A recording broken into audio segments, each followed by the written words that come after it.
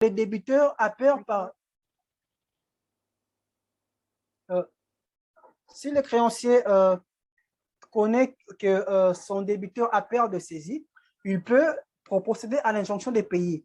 Parce que l'injonction de payer, c'est une procédure simplifiée qui a été mise en place seulement pour faciliter d'abord la conciliation, la conclusion d'un accord ou également l'obtention d'un titre exécutoire. Mais s'il sait que son débiteur n'est pas actif, il est passif, là, il peut continuer par l'injonction de payer si c'est fait que le débiteur n'a pas réagi à la mise en demeure, le débiteur n'a pas réagi aux appels, le débiteur n'a pas réagi à la sommation, le débiteur n'a pas réagi au courrier, il peut directement procéder à l'injonction de payer. Parce que dans l'injonction de payer, nous verrons ça tout à l'heure. L'injonction de payer, on ne réclame que les intérêts qui sont conventionnels, on ne réclame pas les intérêts judiciaires. Or, ça sera un coup de bluff lorsque le débiteur vient en opposition. Parce qu'en première phase, l'injonction de payer est une procédure qui s'est faite à l'absence du débiteur.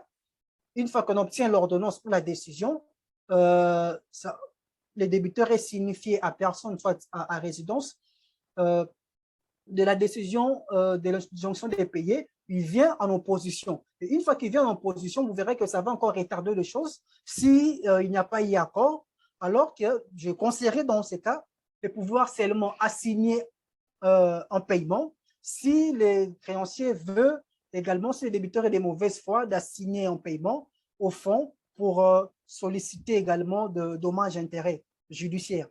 Mais si on sait que la convention, c'est pourquoi toujours mieux de pouvoir prévoir des clauses, les intérêts et des pénalités dans la convention, au moment où nous sollicitons par voie de requête l'injonction des payés, de pouvoir réclamer également les intérêts conventionnels. Il y a également une autre procédure, mais peu utilisée chez moi en République démocratique du Congo, c'est les référés, le référé provision prévu à l'article 171 qui prévoit le fait que lorsque les débiteurs ne contestent qu'une partie de la créance, on peut saisir, les créanciers peuvent saisir le juge de référé juste pour obtenir les paiements de la partie non contestée en attendant l'issue de contestation. Donc, ça arrive souvent parce que les créanciers peuvent engager des contestations dilatoires ou non sérieuses pour couvrir quand même son insolvabilité. L'injonction de payer, comme nous avons dit qu'on mise beaucoup plus sur l'absence des réactions du débiteur. Et une fois que le débiteur, vraiment, on sait que le débiteur n'est pas proactif, il faut engager le fonds, mais si le débiteur est beaucoup plus actif, il faut, si le débiteur est actif, c'est le fonds assigné en paiement. S'il n'est pas actif, il faut assigner, solliciter l'injonction de payer. Procédure de l'injonction de payer, nous avons dit que ce sont des procédures simplifiées tendant à l'obtention d'un titre. Conditions et procédures de l'injonction de payer.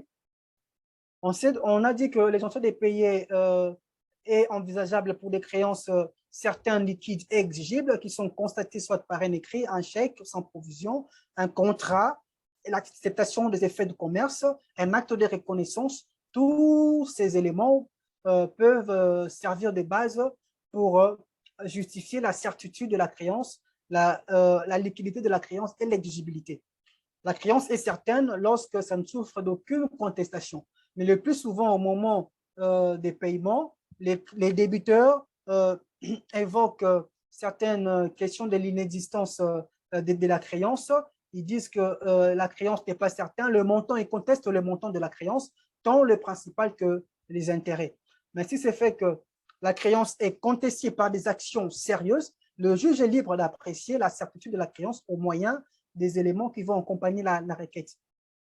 La créance est liquide lorsque le montant est déterminé et déterminable. C'est-à-dire quoi? On connaît déjà quantifier les montants, même si c'est en termes de millions, en termes de mille, on sait déjà quantifier les montants.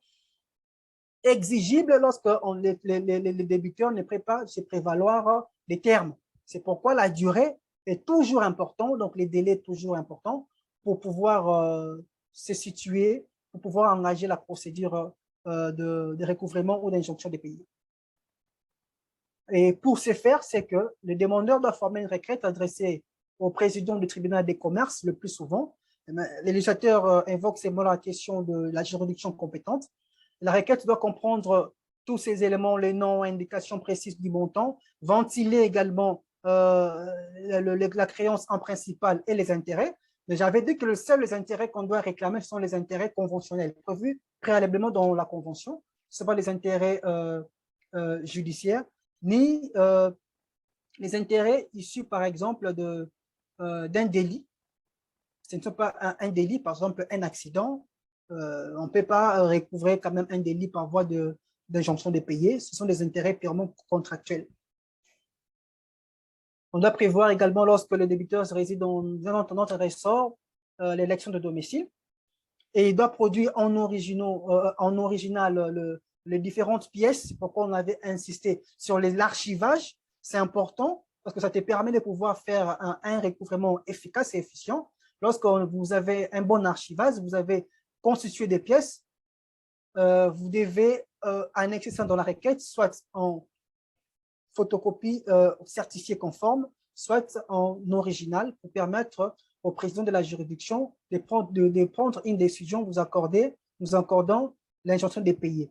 Et une fois que vous avez cette décision d'injonction des pays contre les débiteurs, à l'insu de ce débiteur, parce que j'avais dit que on faut toujours surprendre les débiteurs, c'est pourquoi on n'a pas voulu que le débiteur soit au courant déjà de cette procédure. Ce sont des procédures pour obtenir un titre exécutoire, ce sont des techniques pour obtenir un titre exécutoire à l'insu du débiteur.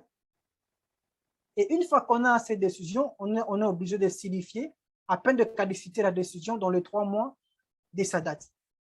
Le débiteur a le choix, soit de venir s'opposer, parce qu'il s'est dit que voilà, je n'ai pas eu le temps de vouloir, la décision a été rendue en mon absence, voilà, maintenant c'est le temps pour moi, une fois que j'ai connaissance de cette décision, de me prévaloir maintenant de l'opposition. Et la seule voie de recours reconnue contre la décision de l'injonction de payer rendue par voie gracieuse par le président en matière de référé, c'est l'opposition. J'avais dit qu'il y a 2 phases en matière d'injonction de payer. Il y a la phase gracieuse qui se fait à l'insu du débiteur. Chez nous, c'est le référé.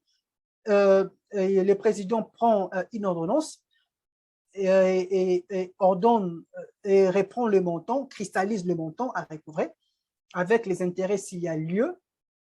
Il répond à la requête et si la dite décision est signifiée dans les 3 mois au débiteur, le débiteur se pourvoit en opposition et il doit procéder à l'assignation, il doit procéder à l'opposition à l'injonction de payer et assignation dans le seul et même acte à peine de nullité.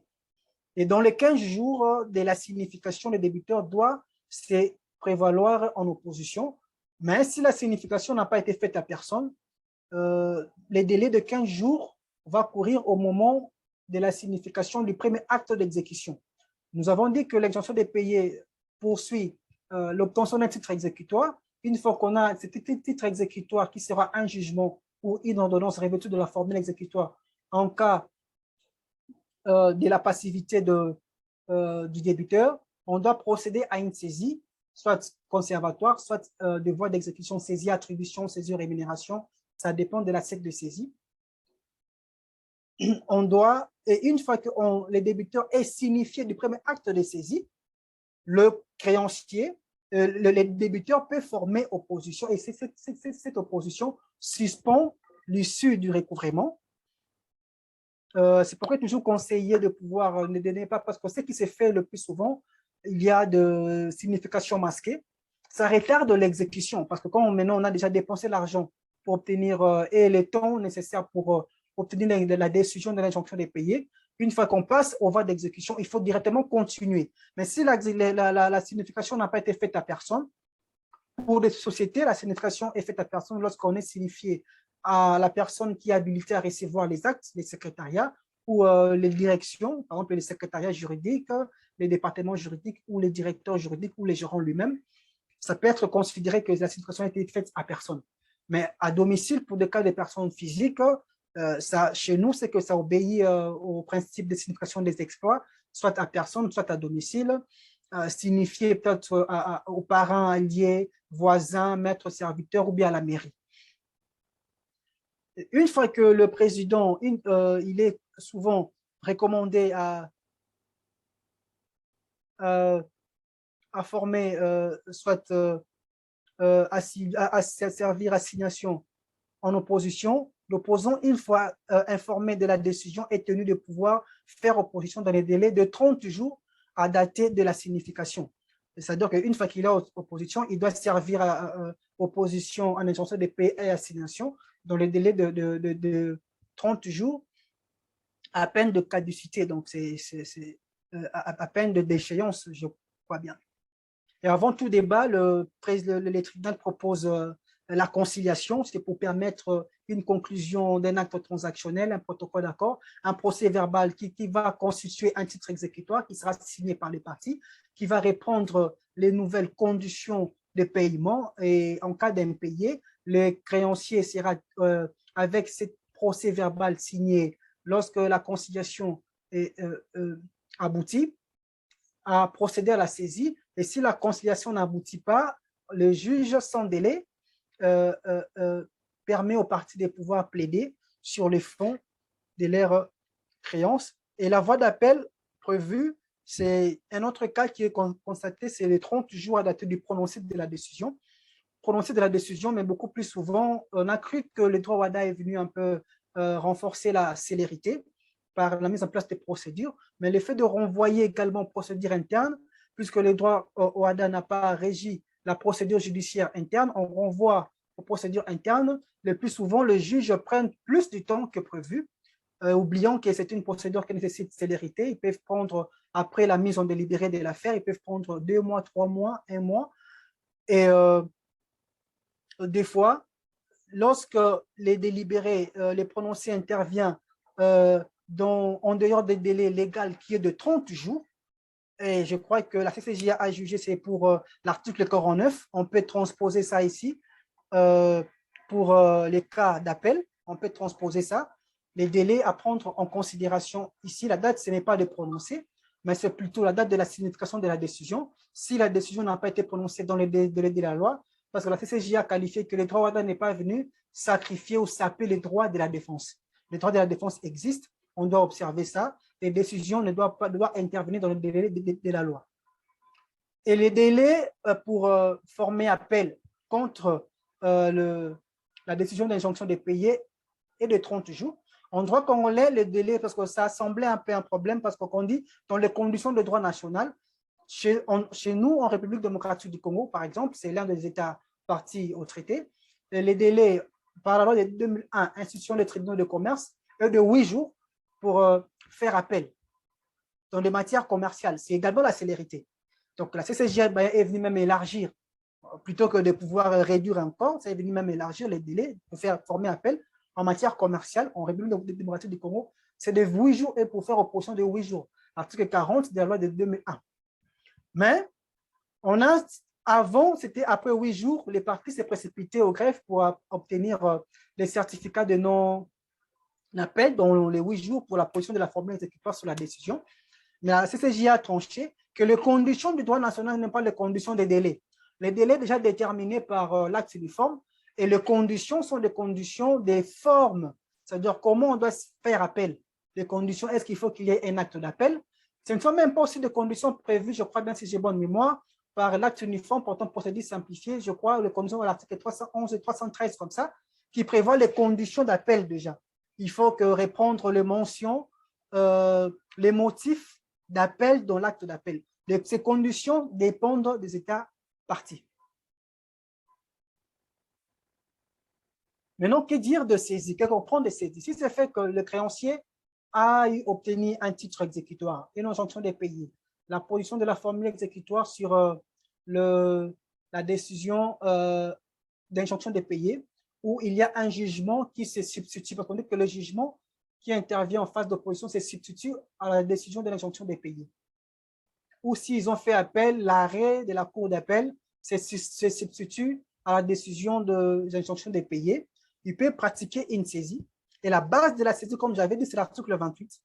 On a dit que tout créancier impayé, quel que soit l'origine de la créance peut procéder à l'exécution forcée. J'anticipe déjà, il y a un cas qui s'est posé, est-ce qu'on pouvait procéder aux procédures, au recouvrement prévu par la loi ADA en ce qui concerne le recouvrement fiscal, quand on sait que la fiscalité, c'est la souveraineté des États, ce n'est pas régi par les droits WADA, mais il y a un arrêt de la CCJA qui dit que lorsque les fiscs lui-même, c'est-à-dire que dans ses actes, indique comme juridiction et juridiction compétente et procédure, ce sont des procédures de l'acte uniforme. Donc, il a renoncé à la procédure prévue par les textes nationaux au profit de l'acte uniforme. Donc, on peut aussi procéder conformément, de recouvrement d'une créance fiscale conformément aux saisies OADA.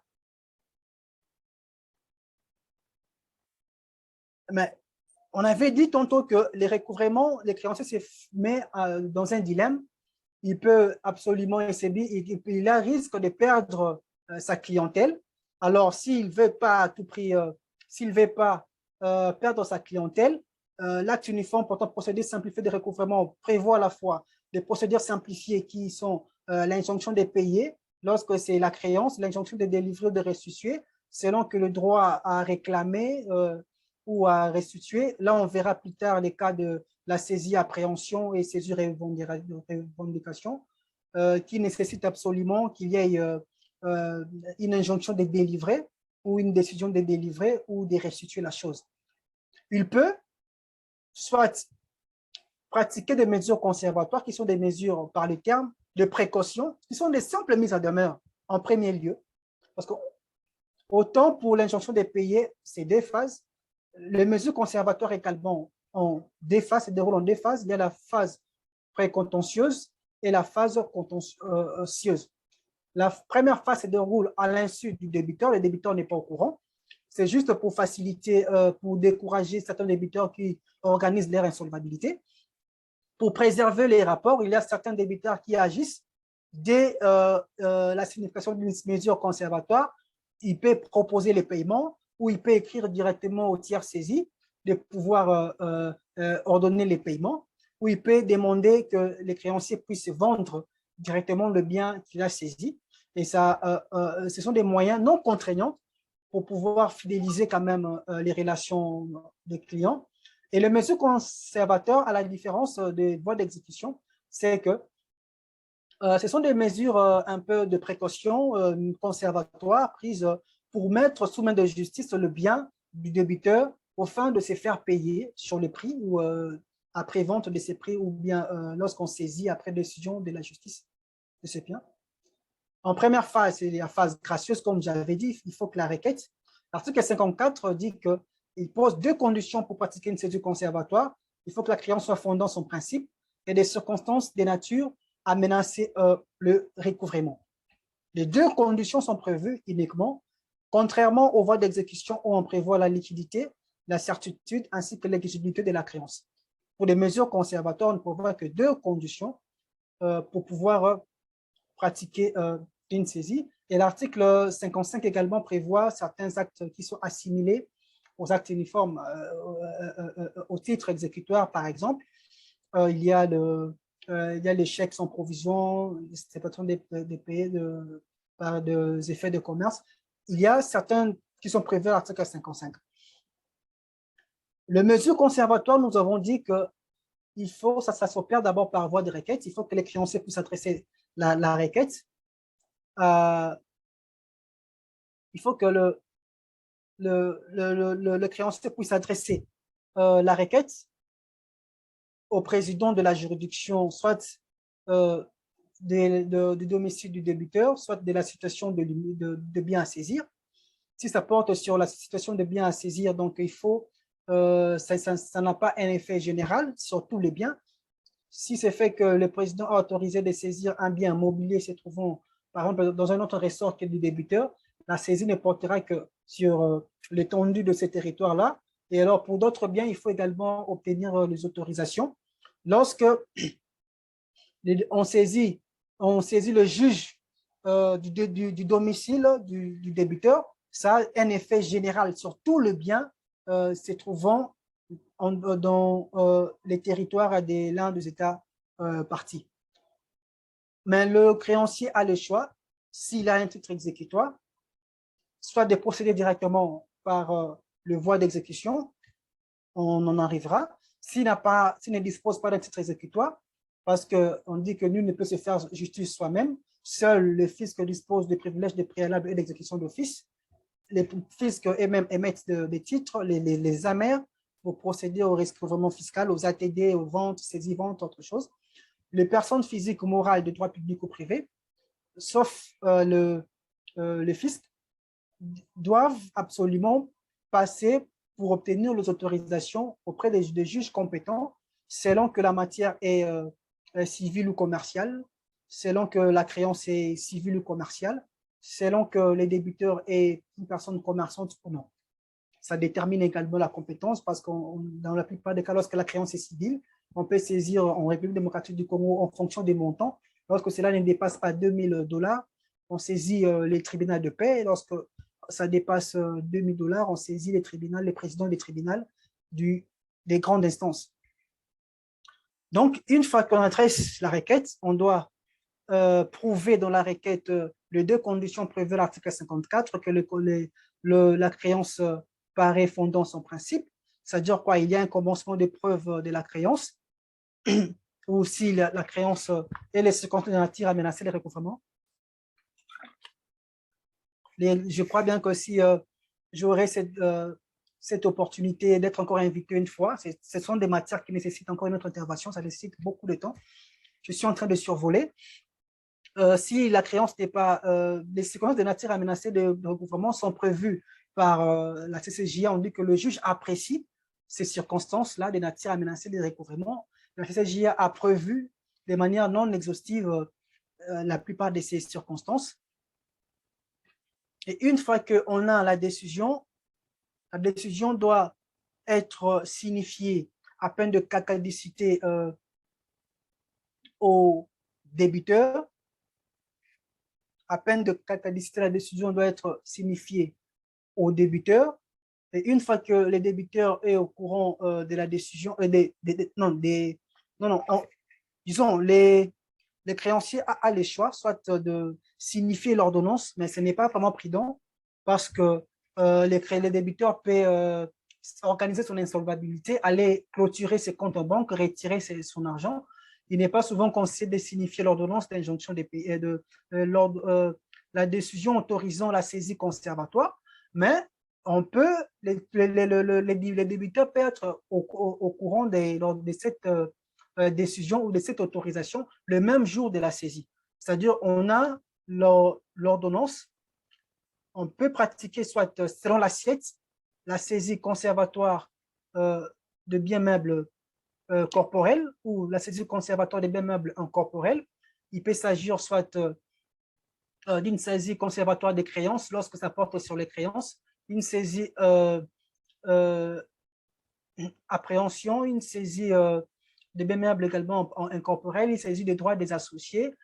Donc là, c'est que ça dépend de la matière et les saisies prennent la forme de la matière qu'elle porte. Il signifie l'acte de la saisie, au même moment, il signifie l'ordonnance autorisant ou la décision autorisant de pratiquer la saisie en absence d'un titre exécutoire. Et si, dans les délais, l'article 61 pose une condition dans les délais d'un mois, c'est que le créancier doit absolument saisir la juridiction au fond pour pouvoir obtenir un titre exécutoire, ou s'il y avait l'article 61 de l'acte uniforme numéro 6, ou si déjà les créanciers avaient pris le soin de pouvoir engager la procédure d'injonction des payés, c'est une procédure également qui vise à obtenir un titre exécutoire. Il ne peut plus aller saisir la juridiction des fonds pour obtenir un titre exécutoire, ou soit à défaut, aller avec l'acte notarié avec la position de la formule exécutoire au fin de pouvoir transformer la saisie conservatoire par un acte d'huissier en ligne de forme si ça portait sur des biens meubles corporels, ça peut se transformer en saisie-vente. Et si ça portait sur des biens meubles corporels, il y a un acte de conversion qui est un acte extrajudiciaire. À la différence à l'époque, c'était des saisies-arrêts. Il fallait absolument saisir en validité de la saisie. Mais actuellement, cette instance a changé en un acte extrajudiciaire d'un huissier qui peut facilement convertir la saisie conservatoire en saisie, soit si ça portait sur des biens meubles corporels, en saisie-vente, si ça portait sur des créances, en saisie-attribution. Les débiteurs doivent contester dans les délais, parce que les saisies conservatoires, d'ailleurs, en quelque temps, on n'a pas vraiment prévu les délais, sauf dans l'acte de conversion, il y a des délais de 15 jours qu'on prévoit, et les délais normaux, c'est prévu pour les saisies attributions, c'est à l'article, je crois, 169 à 170. Les délais, c'est de 30 jours, il doit contester le saisie. Mais pour des saisies conservatoires, dans certains cas, sauf cas exceptionnels, on n'a pas prévu le délai à tout moment. Dès lors que la créance, dès lors que la vente n'a pas été réalisée, le prix n'a pas été distribué, il peut toujours procéder soit par de contestation, soit si c'était des biens des tiers, il peut procéder par la revendication de ces biens par l'action à distraction. Saisie, attribution, parce que souvent je vais aborder que des types de saisies qui sont souvent maintenant utilisés. Il y a la saisie attribution qui porte sur des créances. La saisie attribution, c'est lorsque le créancier est muni d'un titre exécutoire, il veut absolument procéder au recouvrement forcé par moyen d'un acte de saisie, soit par un agent d'exécution, soit par un huissier de justice. Il peut signifier un titre exécutoire entre les mains des tiers. La saisie attribution n'est concevable qu'entre les mains des tiers, et tiers, c'est lui qui détient absolument des créances du débiteur. Donc, et tiers, c'est lui, alors que les débiteurs du débiteur. En bref, et tiers, c'est les débiteurs du débiteur, et la saisie attribution n'est portée que sur le bien du débiteur détenu entre les mains des tiers et au moyen d'un titre exécutoire prévu à l'article 33, les créanciers procèdent à la saisie. Il fait signifier la saisie auprès des tiers et les tiers est tenu. Cette saisie, cet acte de signification est prescrit à peine de nullité, article 157, à peine de nullité. On doit répondre la dénomination sociale, on doit répondre la créance, on doit répondre les titres exécutoires, on doit ventiler la créance, on doit ventiler les intérêts. Et si les intérêts ne sont pas réclamés, il n'est pas nécessaire de pouvoir répondre les intérêts. Il y a l'heure, les conditions sont prévues à l'article 157 et sont presque les mêmes conditions prévues pour les formes prévues pour la saisie conservatoire. Une fois que les créanciers procèdent à la saisie, les tiers saisis entrent dans la procédure. Les tiers saisis jouent un rôle majeur dans la saisie-attribution. Les tiers saisis sont obligés de déclarer, conformément à l'article 156 de l'acte uniforme et 161 lorsqu'il s'agit d'un établissement de crédit. Dans les délais de 5 jours, les tiers saisis est tenu de répondre l'étendue de ses obligations vis-à-vis des tiers en annexant des pièces justificatives et des modalités affectant l'obligation. Et il doit répondre sur le champ, c'est les délais importants, lorsque la saisie a été signifiée à personne, lorsque le tiers est une personne morale, la signification est faite à personne, lorsque c'est le secrétariat, le service chargé de recevoir le courrier, reçoit l'acte ou les directeurs, le secrétariat juridique, la direction juridique, ou soit c'est le gérant ou le directeur selon la forme des sociétés. Et dans ces cas, il est tenu de répondre sur le champ à peine d'être condamné au paiement de causes de saisie telles que prévues aux articles 38, 156, 169 également. Il est tenu de déclarer l'étendue de ses obligations. Mais malheureusement, le plus souvent, toujours dans le cadre, dans le but de préserver la clientèle, il y a une complicité un peu exagérée et illégale faite par certains tiers saisis ils font des déclarations erronées, ils font des déclarations tardives, ils font des fausses déclarations, des déclarations contradictoires. Et cette attitude du tiers saisi qui est passif est sanctionnée. Le tiers saisi peut être sanctionné et peut même se substituer au débiteur. Le créancier peut réclamer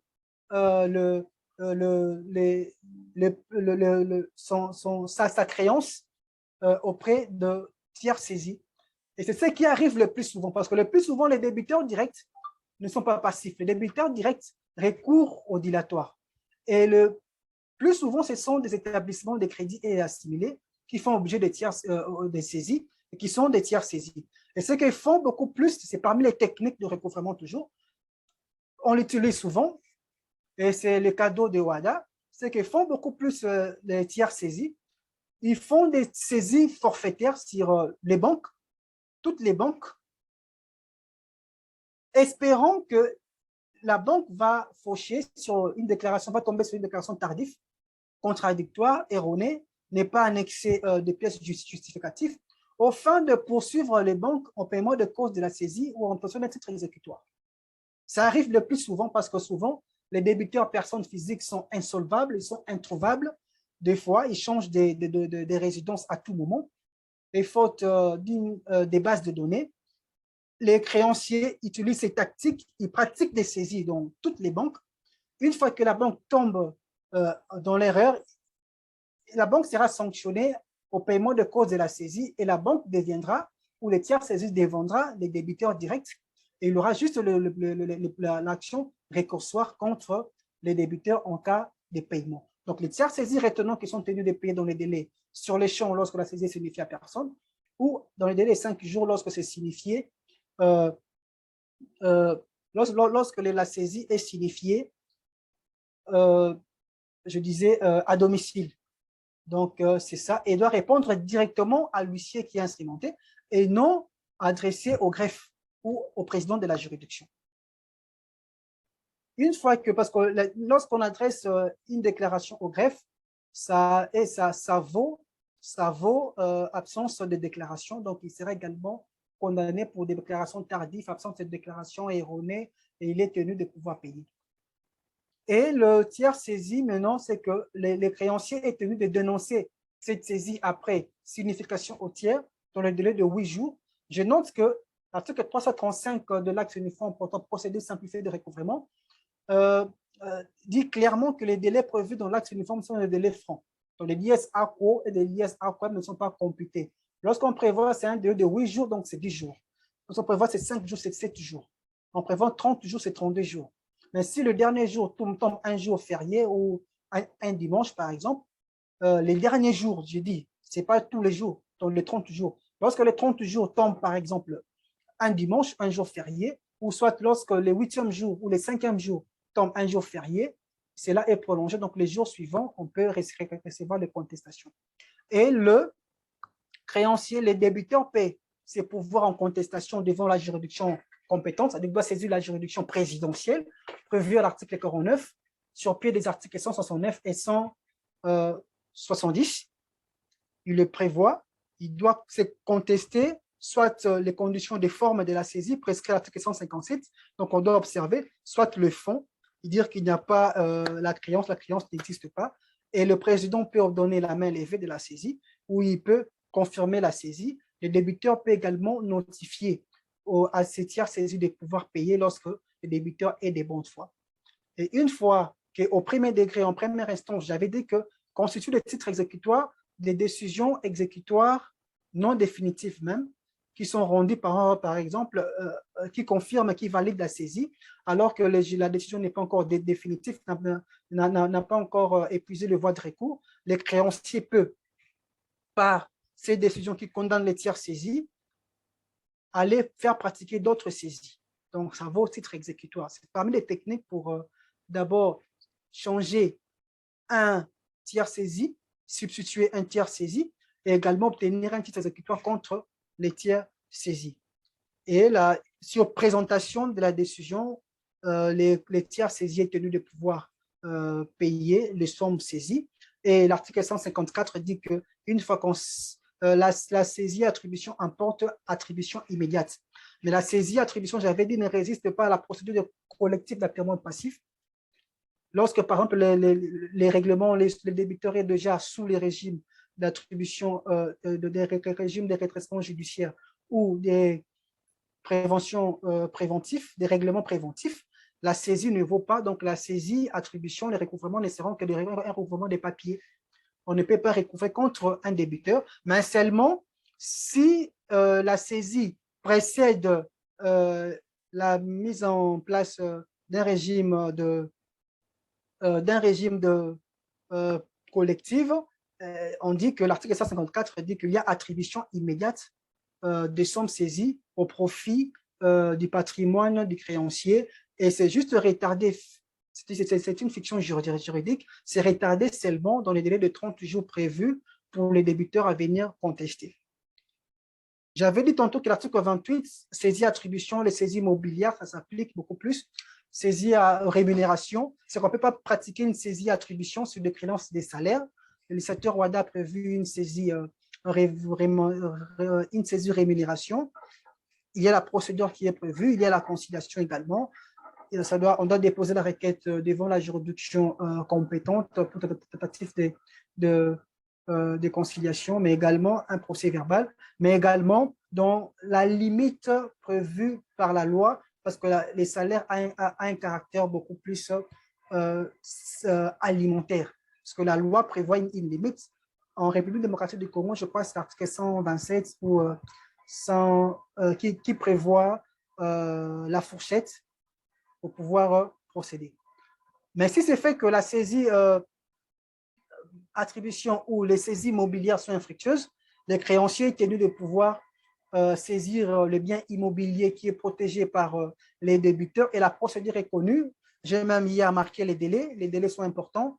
Il y a le commandement à fin des saisies qui répond presque les mentions qui sont prévues à l'article 250 pour des saisies mobilières.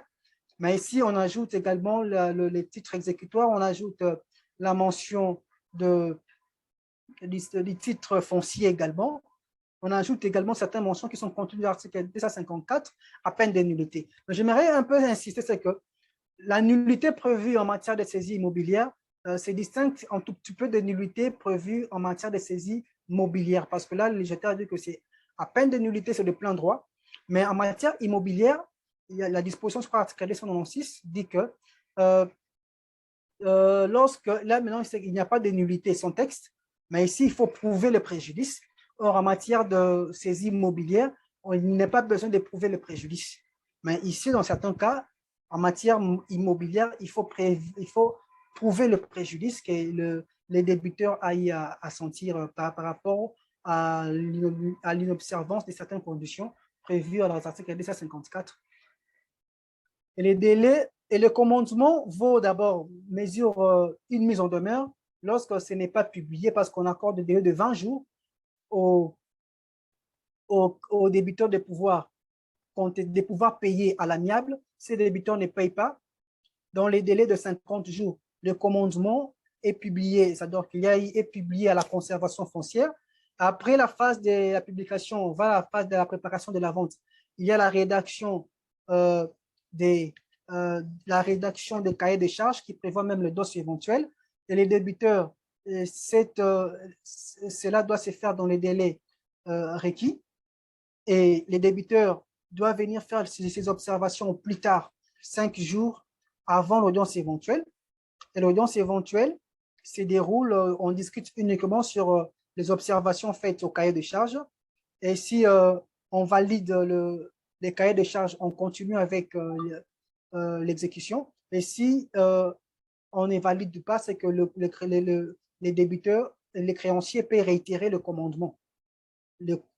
Et c'est là, à plusieurs raisons, la créance n'existe pas. Parce que là, on ne saisit pas, à la différence de la saisie immobilière, on ne saisit pas le président de la juridiction ou la juridiction présidentielle, où sont les magistrats délégués. Ici, on saisit le tribunal des fonds composé, assisté du ministère public avec les juges, les deux juges, donc ils sont, la composition est collégiale. Après l'audience éventuelle, vient l'audience d'adjudication. L'audience d'adjudication, et à l'audience d'adjudication qui doit intervenir au plus tard 15 jours après l'audience éventuelle ou la décision validant l'audience éventuelle. Le délai normal, c'est 30 jours, le plus tôt, et plus tard 15 jours pour une saisie immobilière. Comment éviter, je pense qu'on a terminé, on a brossé, j'ai passé dans